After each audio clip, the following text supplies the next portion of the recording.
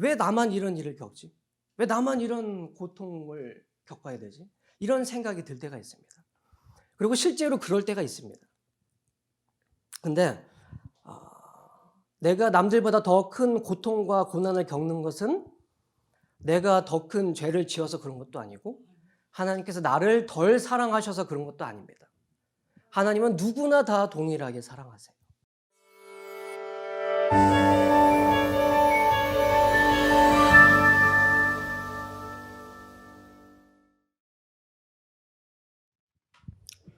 여러분 안녕하세요. 이 시간 하나님께서 이 자리에 저희와 함께하여 주시기를 간절히 바랍니다. 또한 이 시간에는 하나님의 말씀은 살아 있습니까? 예, 살아있는 하나님의 말씀의 그 생명력이 저희의 모든 세포까지 다 전달되고 감동케 되는 그런 시간이 되기를 간절히 바랍니다. 오늘 이 시간 이 아침에 제가 여러분과 함께 나눌 말씀은 요한복음 20장에 있는 말씀입니다. 요한복음 20장 30절과 31절에 있는 말씀을 다 같이 읽도록 하겠습니다.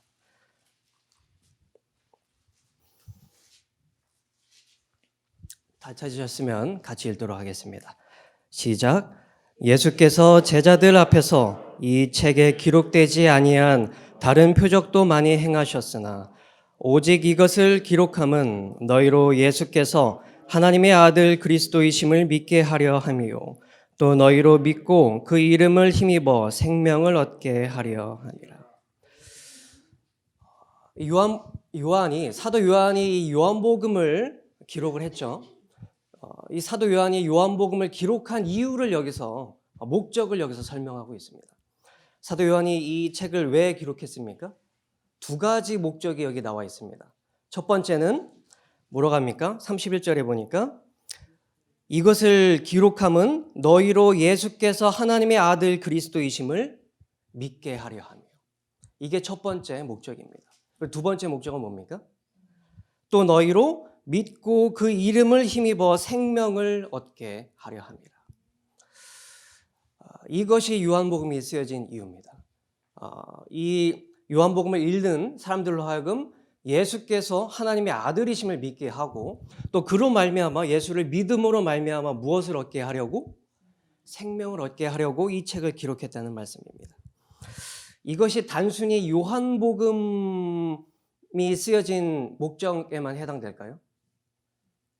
사실 이것이 성경 66권 전권이 기록된 이유이고 이것이 목적입니다.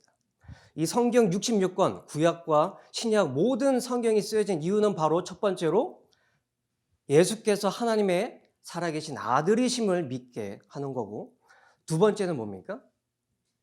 이를 통해서 저희들로 하여금 생명을 얻게 하는 것입니다.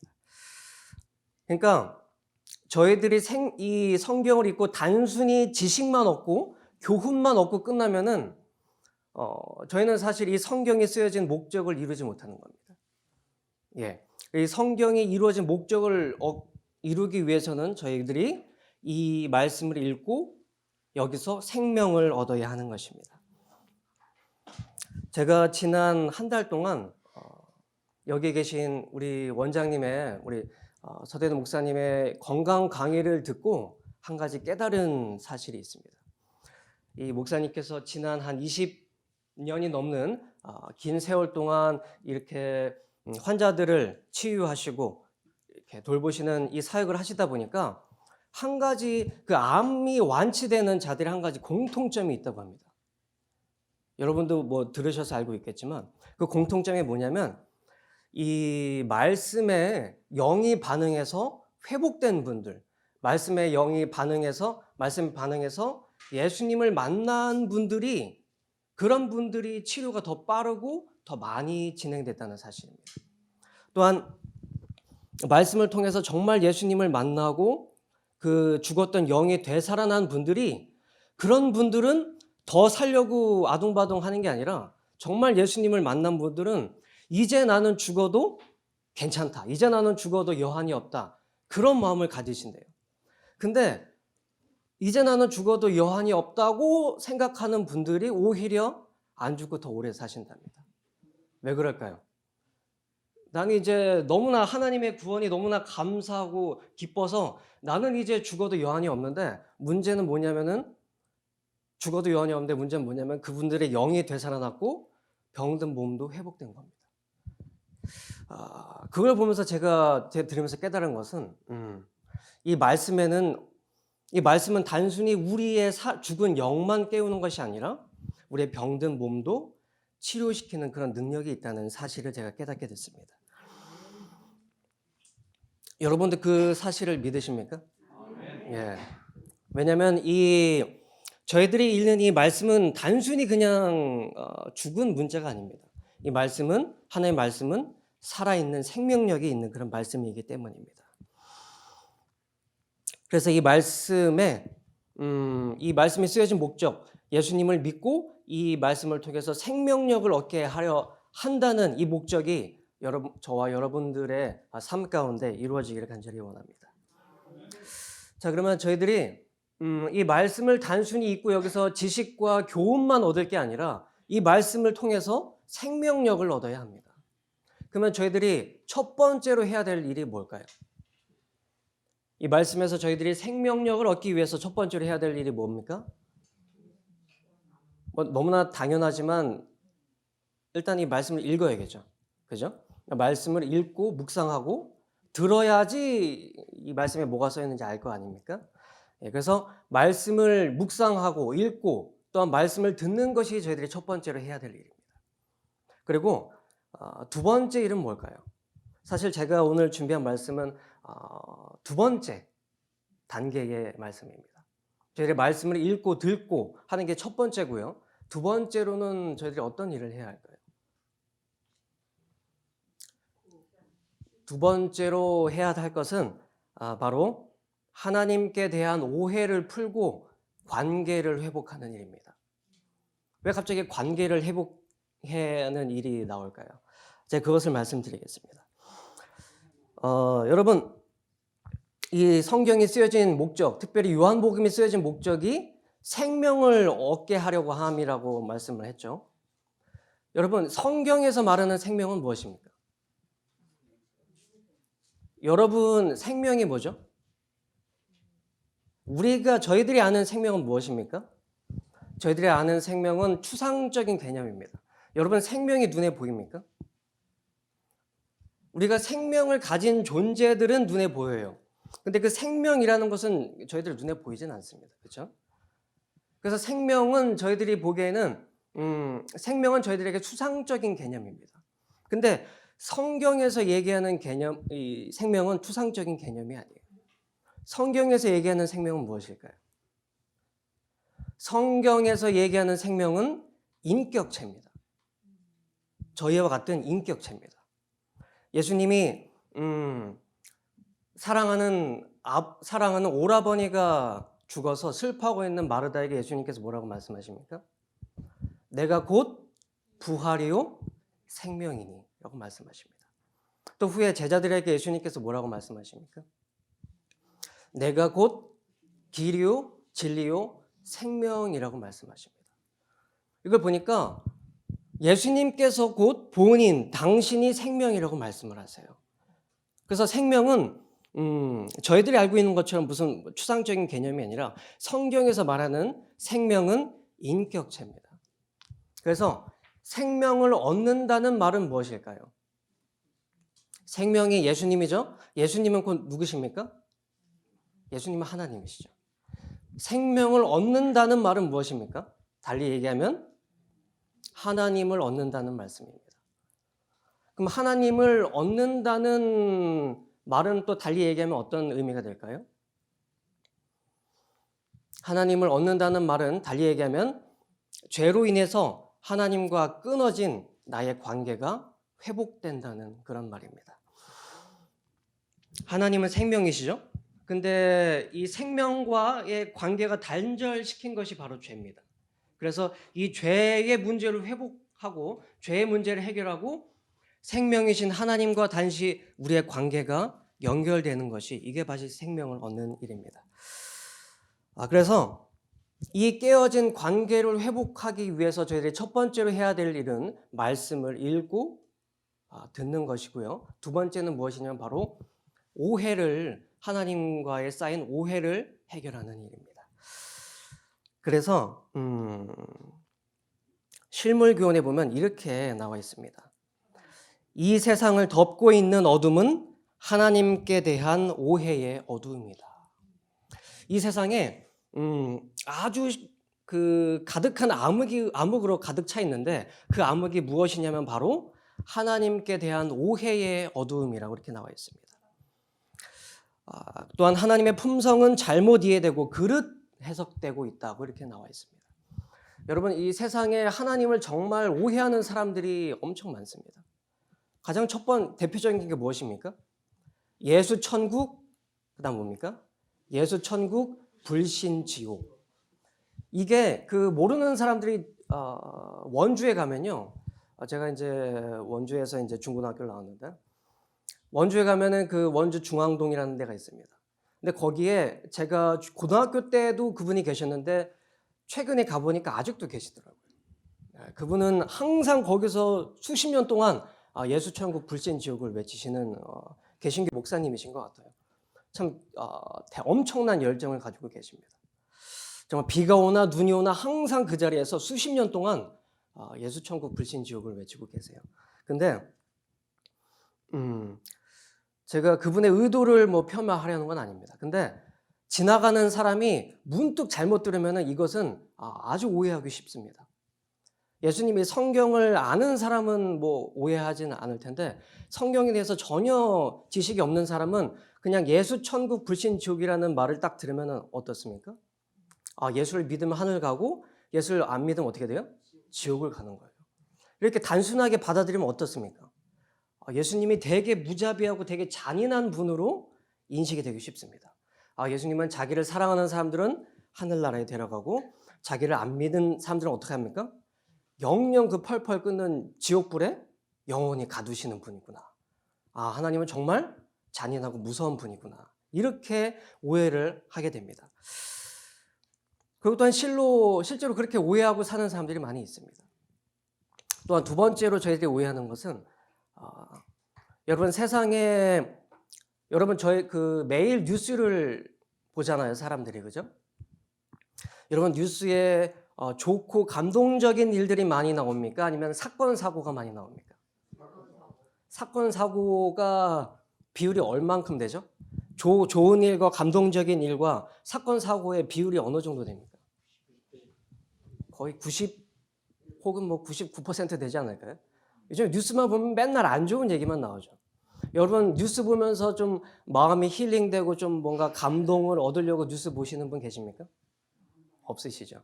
오히려 뉴스를 보면 어떻게 됩니까? 짜증이 납니다. 맨날 나랏돈 이렇게 해먹는 분들 얘기 나오고 그런 거 보면은 기분이 좋다가도 어떻게 됩니까? 스트레스를 받아요. 이 세상에는 참 그런 일들이 많습니다. 그래서 사람들이 삶을 살면서 의심을 갖게 됩니다. 성경을 보니까 하나님은 사랑의 하나님이라고 하는데 이 지금 세상에 일어나는 일들은 어떻습니까? 좋은 일과 감동적인 일들이 아니라 이런 안 좋은 일들만 계속 일어나는 거예요. 살인, 폭행, 사기, 이런 일들, 자연재해 이런 것들만 계속 일어나는 이 세상을 보면서 사람들이 정말 사랑의 하나님이라고 하는데 왜 이런 것들을 그냥 놔두실까? 왜 지켜만 보실까? 왜 개입하지 않으실까? 이런 의심을 하게 됩니다. 그러면서 또 하는 생각이 하나님은 정말 살아계신가? 하나님이 살아계시다면은 저런 나쁜 사람들이 저런 일을 멈추실 텐데 왜 그냥 지켜만 보고 계신가? 이런 의심을 하게 됩니다. 또 저희 개인적으로는 살면서 여러분 인생을 살아보시니까 행복하고 기쁜 일이 더 많습니까? 아니면은 슬프고 내가 원치 않았던 그런 불행, 고난 이런 게 더 많습니까? 고난이 더 많습니까? 저도 한 30년 좀 넘게 살아봤는데 고난이 더 많은 것 같아요. 앞으로 더 살아보면 어떻게 될지 모르겠는데 여기 저보다 인생을 더 많이 살아보신 분들이 대답하시는 걸 보니까 제가 앞으로 인생을 더 살아도 고난이 더 많을 것 같습니다. 그리고 참 실로 인생을 살면은 이 행복하고 기쁘고 이런 일들보다는 어떻습니까? 고난과 힘든 일들이 더 많습니다. 내가 원치 않아도 그런 일들은 찾아와요. 그죠? 예. 그리고 또 그렇게 인생을 살다 보면 또 무엇도 만나게 됩니까? 예기치 않았던 사고도 당하는 경우가 있습니다.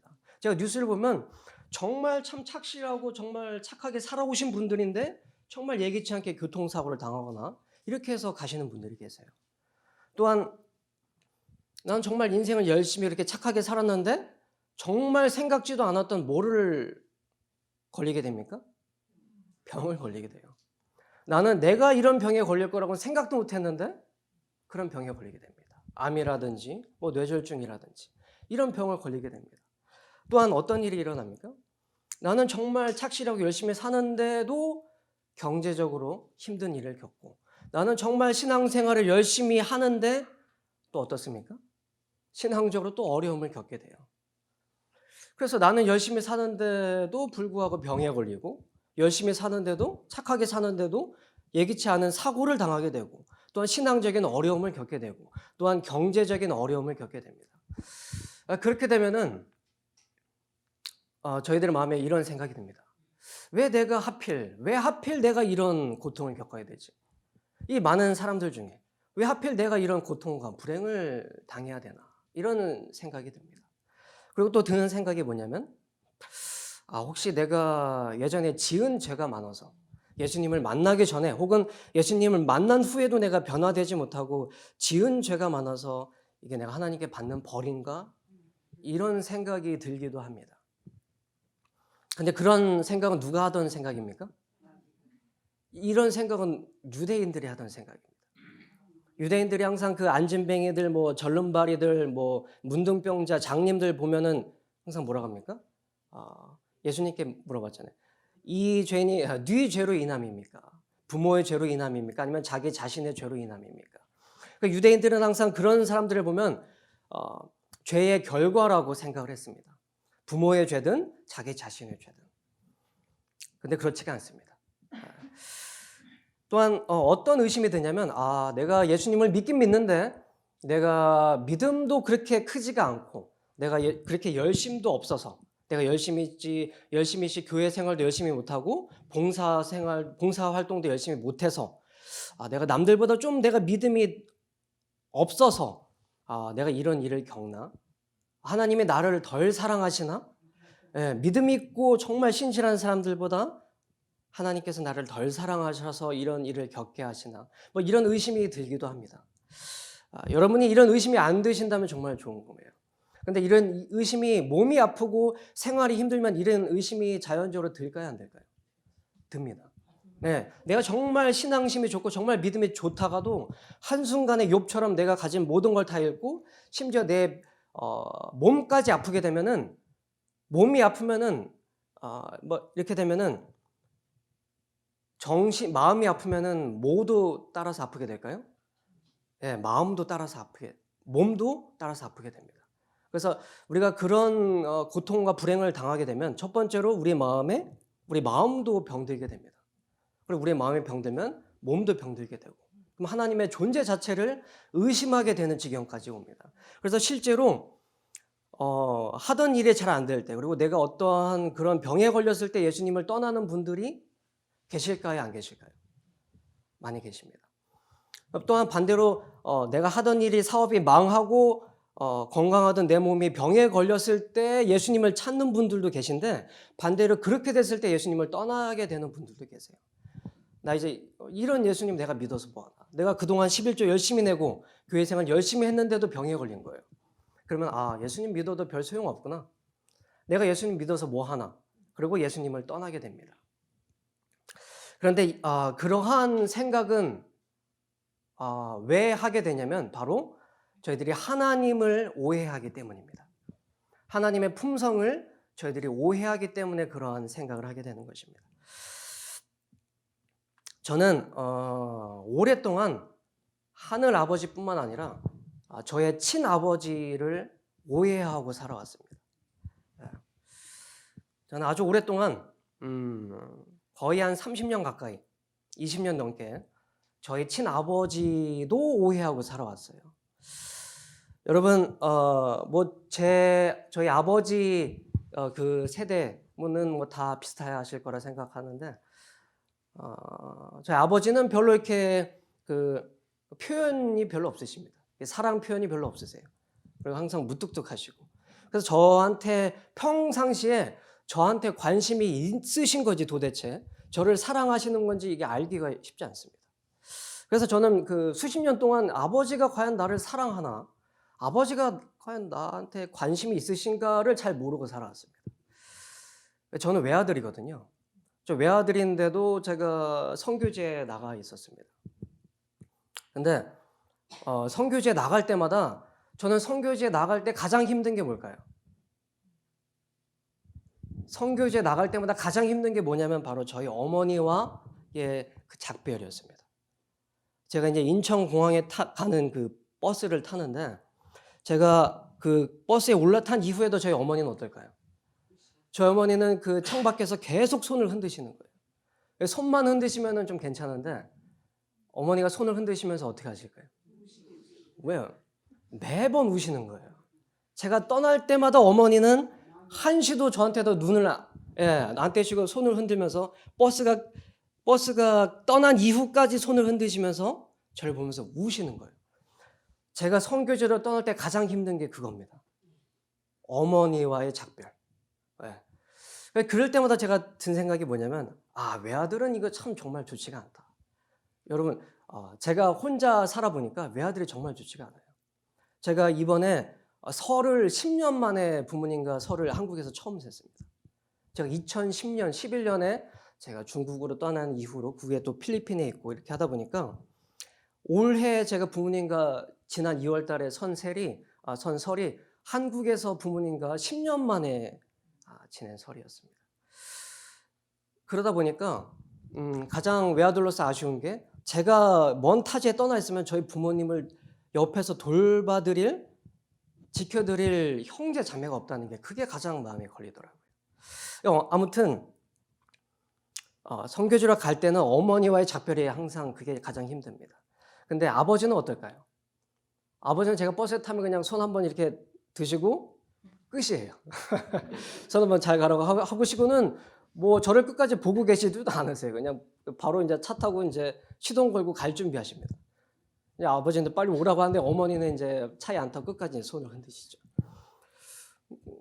그러니까 항상 아버지를 항상 볼 때마다 아버지는 외아들인데 그래도 외아들이 저 먼 타지로 떠나는데 아버님 걱정도 안 되시나?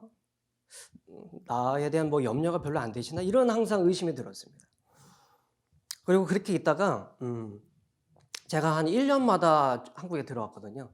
한 1년 만에 한국에 들어오면 저희 어머니는 뭐 말할 것도 없죠. 저희 어머니는 항상 그동안 어떻게 지냈냐, 뭐 고생, 뭐 아무튼 뭐 하면서 맛있는 거 해주시고 막 이런 말씀들을 많이 하시는데 저희 아버지는 딱 가면은 형민이 왔구나, 고생 많았다, 뭐 어디 아픈 데는 없고 하고서는 배고플 텐데 빨리 씻고 밥 먹자, 이렇게 하면 끝이에요. 이렇게 하면 아버지랑은 더 이상 뭐 별로 대화할 게 없습니다. 네. 그게 끝이에요. 항상 제가 아버지는 제가 1년 만에 돌아왔는데 별로 뭐 궁금한 것도 없으신가? 항상 그런 마음이 들어요. 좀 섭섭한 마음이 들고 좀 아쉬운 마음이 좀 섭섭하기도 하고 좀 서운하기도 합니다. 근데 2013년이었습니다. 2013년에 제가 중국에 들어갔는데 2013년에는 제가 중국에서 정말 좀 많은 일들을 겪었습니다. 첫 번째로는 제가 2013년에 그 사천성에 그 소수민족이 사는 그 아주 고산지대에 제가 들어가 있었거든요. 거기는 전기도 없고요, 핸드폰 신호가 터지질 않습니다. 그래서 제가 본의 아니게 저희 부모님과 며칠 동안 연락이 두절된 거예요. 그러니까 제가 정말 며칠 만에 저희 부모님께 연락을 드렸습니다. 핸드폰을 저기 먼데 나가서 겨우 충전시켜가지고 이제 어머니한테 연락을 드린 거예요. 카톡으로. 그러니까 저희 어머니가 제가 전화를 받을 때 여보세요를 하시는데 우시더라고요. 저희 어머니는 제가 죽은 줄 알고 계셨던 거예요. 사천성 거기 정말 참 위험한 곳이거든요. 제가 갔던 곳은 그 절벽 가운데 길이 나 있습니다. 근데 그 절벽 길이 한 요 정도 폭이에요. 한 50cm 되는 폭입니다. 그러니까 여기서 제가 중심을 잃으면 어떻게 됩니까? 그냥 떨어져 죽는 거예요. 근데 이 절벽 높이가 수백 미터입니다. 저 밑에를 보면은 그냥 아찔해요. 그런 길을 제가 몇 시간 동안 걸어서 그 마을에 도착을 했거든요. 근데 제가 어머니한테 그런 마을을 제가 갈 거라고는 미리 말씀을 드렸어요. 근데 그 말씀을 드리고 나서 며칠 동안 연락이 없는 거예요. 저희 어머니는 며칠 동안 어땠을까요? 아주 그냥 애간장이 다 타셨죠. 그러니까 제가 며칠 만에 연락을 드리니까 뭐 그냥 한 몇 분 동안 울기만 하시더라고요. 제가 죽은 줄 정말 알고 계셨던 거예요. 근데 아버지는 제가 수학에 넘어뜨리니까 아버지는 별 말씀이 없으세요. 그래서 이상하다. 아버지는 내가 걱정이 안 되시나? 그리고 이제 그때 또 어떤 일이 있었냐면 제가 있던 그 사천성에 7.0인지 7.8.0인지 아무튼 그런 강진, 지진이 있었습니다. 그래서 저는 괜찮았는데 제가 있던 그 주변에 있던 한 마을 전체가 다 없어졌어요. 산사태가 일어나서 그 마을 전체가 다 사라졌습니다.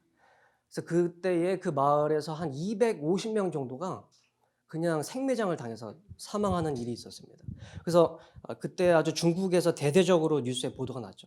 그리고 중국에 있던 제 그 중국 친구들도 저한테 이메일과 문자와 전화를 많이 보냈습니다.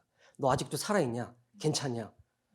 근데 저희 부모님도 뉴스를 통해서 보셨어요. 그게 이제 한국 뉴스에도 그때 나왔었거든요. 그런 일이 있었죠.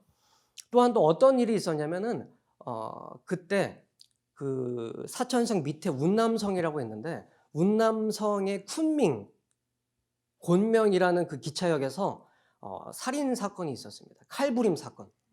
그 소수민족 중에 하나인 위구르족이 그 중국 정부에 이제 반항해서 그 곤명성 쿤밍 기차역에서 칼부림을 해가지고 한 30명 정도를 죽인 거예요. 그래서 이제 군인들이 투입이 돼서 그 5인조 중에 5인조인지 4인조 중에 몇 명은 그 현장에서 사살 당했고 또 몇 명은 살아서 도망을 쳤는데 그 사람들이 도망친 곳이 바로 제가 있던 곳이었어요. 하필 도망을 쳤는데 바로 제가 있던 곳을 도망을 왔습니다. 물론 제가 있던 곳은 아주 뭐 전기도 안 들어오고 뭐 핸드폰 신호도 안 터지는 곳이라 괜찮았지만 제가 그때 우연히 시내를 가보니까 시내에 막 장갑차들이 막 서 있더라고요. 장갑차들이 있고 막 군인들이 막 수천 명이 시내에 진입해 있는 걸 제가 봤습니다. 그 사람들을 잡기 위해서. 그래서 이런 것들을 보니까 저희 부모님께서 근심 걱정이 많으셨겠죠. 그래서 지진도 일어났었죠. 그다음에 그런 뭐 살인 사건, 칼부림 사건, 30명을 죽이는 그런 사건도 있었죠. 또한 제가 며칠 만에 부모님과 연락이 되는 아무튼 이런 일들을 겪고 제가 1년 만에 집에 갔습니다. 제가 집에 가니까 저희 아버지는 밭에서 일을 하고 계셨습니다. 그래서 제가 아버지한테 이제 소리를 질렀죠. 아버지 저 왔습니다. 이렇게 했더니 아버지가 저를 보시더니 하시던 일을 마쳐 놓으시고 오셨어요. 근데 아버지가 걸어오시는데 아버지가 걸어오시는데 그 걸음이 엄청 빨리 걸어오시더라고요. 전 마치 뛰어오시는 줄 알았습니다. 걸으시긴 걸으시는데 거의 뛰는 것처럼 이렇게 걸어오셨어요. 그러고서 저를 보시더니 악수를 하셨습니다. 근데 악수를 하시는데 손을 아주 꽉 잡으시더라고요. 꽉 잡으시면서 근데 여전히 똑같은 말씀을 하세요. 형민이 왔구나. 그래 고생 많았다. 뭐 어디 아픈 데는 없고? 그래 뭐 피곤할 텐데 얼른 씻고 밥 먹자. 똑같은 말씀을 하세요. 이렇게 똑같은 말씀을 하시는데 그날은 한 가지 다른 점이 있었습니다. 똑같은 말씀을 하셨어요. 매년 똑같은 말씀 하시는데 그날은 뭔가 다른 게 있었습니다. 뭐냐면은 저희 아버지의 똑같은 말씀을 하시는데 저희 아버지의 그 눈에 눈물이 맺혀 계시더라고요. 저는 그때 인생을 20몇 년 살면서 저희 아버지 눈에 눈물이 맺혀 있는 걸 처음 봤습니다. 저는 저희 아버지가 정말 그 감정이라는 게 없는 분인 줄 알았어요. 저 어렸을 때 할머니가 돌아가셨는데 저는 아버지는 안 우시더라고요. 아니 어떻게 엄마가 죽었는데 안 울 수가 있지? 좀 그게 어린 나이에 신기했습니다. 할머니가 돌아가셨는데 아버지가 눈에 눈물도 안 맺혀 계시더라고요. 저는 그날 아버지의 눈에 눈물이 맺혀 계신 걸 처음 봤어요. 아버지의 눈에 정말 눈물이 그렁그렁 맺혀 계셨습니다. 그러면서 저를 보면서 환히 웃으시더라고요. 정말 행복한 표정이었습니다. 그걸 제가 봤는데 그걸 보고 제가 변화된 게 있습니다. 아버지는 변하지 않으셨어요. 아버지는 그 이후로도 여전히 똑같으십니다. 지금도 똑같으세요. 근데 그것을 경험하고 나서 뭐가 바뀌었을까요? 제가 변했습니다. 아버지는 여전히 무뚝뚝하시고 여전히 저한테 표현을 잘 안 하세요. 근데 그것을 보고 제가 변하게 됐습니다. 아버지는 여전히 무뚝뚝하시고 여전히 표현을 잘 안 하시는데 이제는 제가 뭘 깨달았습니까? 그동안 아버지가 나를 사랑하지 않나? 아버지는 내가 외아들이 저런 데 가서 고생하는데도 그렇게 걱정도 안 되시나? 이런 오해가 있었고 의심이 있었는데 이런 게 다 사라진 거예요. 제 마음속에 있던 아버지에 대한 오해와 의심이 다 사라져 버렸습니다. 아버지는 근데 여전히 동일하세요. 근데 제 마음의 변화가 일어났습니다. 왜 제 마음에 그런 변화가 일어났을까요? 바로 아버지의 사랑을 확인했기 때문입니다. 아버지의 사랑을 확인하고 나니까 그 이후로 아버지는 동일하세요. 제가 버스 타도 손도 그냥 이렇게 한 번 드시고 이게 끝이에요. 그리고 바로 그냥 차에 타시더라고요. 근데도 저는 이제 아는 거예요. 뭘 아냐? 아버지께서 저렇게 하시지만 나를 사랑하신다. 그 사실을 제가 아니까 그 이후로는 별로 이게 마음에 섭섭함이 없었습니다. 아버지가 비록 저렇게 하시지만 아버지가 어떻습니까? 속으로는 나를 그 누구보다 사랑하신다. 이 사실을 깨달으니까 이게 제게 얼마나 큰 힘이 되고 위로가 됐는지 모릅니다. 어머니는 항상 적극적으로 표현을 하시니까 제가 거기에 의심을 할 것도 없고 오해할 것도 없지만 아버지의 사랑은 제가 수십 년 동안 오해를 했었는데 그것은 단순한 저의 오해였다는 사실을 제가 깨닫게 된 거예요. 생명을 얻기 위해서 저희들이 해야 될 첫 번째 일은 바로 제가 말씀드렸지만 말씀을 읽고 듣는 것입니다. 두 번째 일은 무엇이냐면 생명이신 하나님과의 관계를 회복하기 위해서 오해를 푸는 것입니다.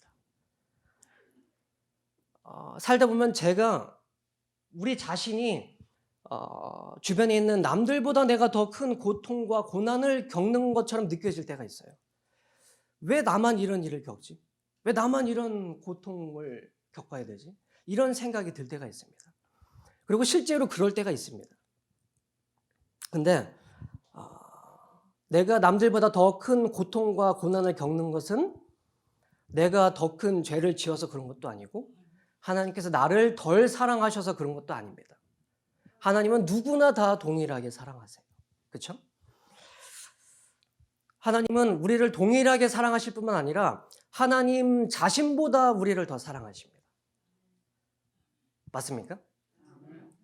그거를 무엇을 보면 저희가 그걸 알 수 있을까요? 십자가를 보면 저희가 그걸 알 수 있습니다.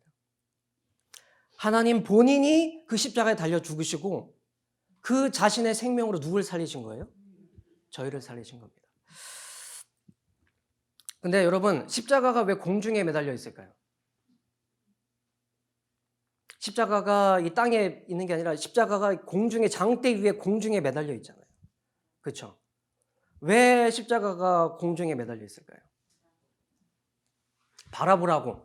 맞습니다. 근데 바라보라고 달려 있는데 분명히 보라고 달려 있는 겁니다. 두 눈으로 똑똑히 확인하라고 공중에 잘 보이게 매달려 계신 거예요. 내가 너희를 얼마나 사랑하는지를 너희 두 눈으로 똑똑히 확인하라고 십자가에 달려 공중에 매달리신 겁니다. 어떤 집 안에 있는 십자가면은 우리가 똑똑히 볼 수가 없잖아요. 근데 그 골고다 언덕, 그 언덕의 위에 거기서도 장대 위에 매달리신 겁니다. 눈이 있는 모든 사람들은 눈을 들어서 똑똑히 바라보라고. 내가 얼마나 너를 사랑하는지를. 그러니까 성경에 보니까 뭐라고 말씀하십니까? 로마서에 보니까 우리가 아직 죄인 되었을 때에 그리스도께서 우리를 위하여 죽으심으로 하나님께서 우리를 향한 당신의 사랑을 확증하셨다고 말씀합니다. 그러니까 하나님께서는 십자가에서 내가 너를 이만큼 사랑한다는 것을 확증하셨습니다. 그러니까 더 이상 의심할 게 없습니다.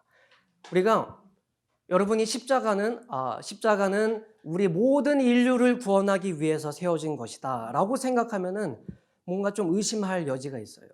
근데 십자가는 나 한 명을 살리기 위해서 세워진 것이다 라고 여러분들이 받아들이신다면, 그렇게 믿으신다면 하나님의 사랑에 대해서 그 어떤 오해나 의심을 할 여지가 없습니다. 그리고 십자가는 실제로 여러분 한 명만을 위해서라도 그 십자가는 세워졌을 것입니다. 여러분 이 사실을 깨달으면은 여러분 세상에서 가장 놀라운 게, 제가 나중에는 이 우주에 대해서도 잠깐 좀 말씀을 드릴 겁니다. 여러분 우주에 많은 게 있죠. 우주 태양계가 얼마나 그 은하가 얼마나 넓고, 또한 이 우주가 얼마나 넓고, 이 많은 것들이 있습니다. 근데 이 많은 것들 중에 가장 큰 신비가 뭔지 아십니까? 우주에서 가장 큰 신비가 뭘까요? 우주에서 가장 큰 신비는 십자가예요. 십자가. 이 엄청난 900억 광년이 넘는 이 엄청난 크기의 우주를 다스리시는 하나님께서 이 먼지보다도 작은 여러분을 살리기 위해서 이 땅에 오셔서 그 십자가 장대 위에 매달려졌다는 것은, 이것은 저희들의 머리로 이해할 수 없는 신비입니다. 여러분이 이 사실을 깨달으면 하나님께 대한 그 어떤 오해가 생기지 않을 거예요. 제가 여러분께 오늘 말씀드릴 것은 하나님과의 오해를 푸는 일입니다. 이 오해를 풀기 위해서는 먼저 어떻게 해야 됩니까? 하나님이 얼마나 나를 사랑하셨는지를 알아야겠죠. 그래서 이 말씀을 읽고 들어야 됩니다. 이 말씀을 읽고 듣고 하나님께서 얼마나 나를 사랑하시는가를 깨달음으로 오해를 푸는 것입니다. 이 오해를 풀고 하나님과의 그 관계를 회복시키는 것이 바로 저희들이 생명을 얻는 일입니다. 그래서 이곳에 오신 여러분 모두 하나님과의 그동안 쌓여있던 모든 오해와 의심을 풀고 그 관계를 회복함으로써 생명을 얻게 되시는 저와 여러분이 되기를 간절히 바라면서 말씀을 마치도록 하겠습니다. 감사합니다.